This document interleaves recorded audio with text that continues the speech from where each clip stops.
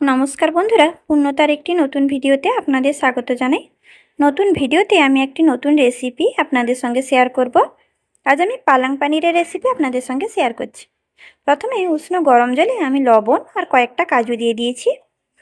পালং শাককে আগে থেকে ধুয়ে রেখেছিলাম। পালং শাককে সেই গরম জলে হালকা করে সেদ্ধ করে নেব।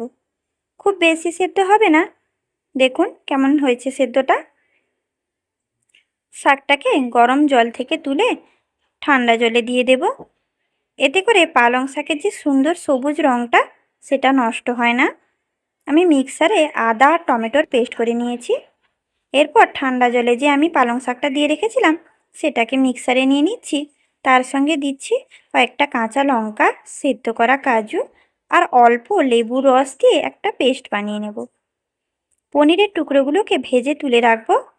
এরপর কড়াইতে তেল দিয়ে জিরে ফোড়ন দেব আর দিয়ে দেব মিহি করে কোঁচানো পেঁয়াজ।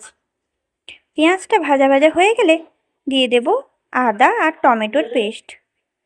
দিচ্ছি হলুদ গুঁড়ো, লঙ্কার গুঁড়ো আর কাসুরি মেথি। মশলাটা কষিয়ে নিয়ে দিয়ে দেব পালং শাকের পেস্টটা।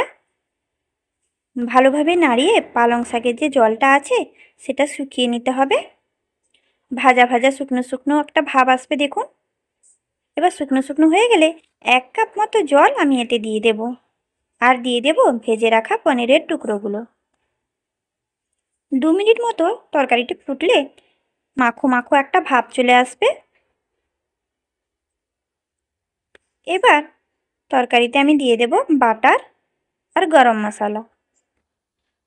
এবার গ্যাসের ফ্লেমটি অফ করে দেব। অফ করে দিয়ে উপর থেকে ছড়িয়ে দেব ফ্রেশ ক্রিম। এবার কিন্তু পালং পানিরের তরকারিটি পুরোপুরি সার্ভ করার জন্য রেডি। রুটির সঙ্গে কিন্তু দারুণ লাগবে। রেসিপিটি কেমন হলো কমেন্ট করে জানাবেন। আর ভালো লেগে থাকলে লাইক, ফলো আর শেয়ার করে দিবেন।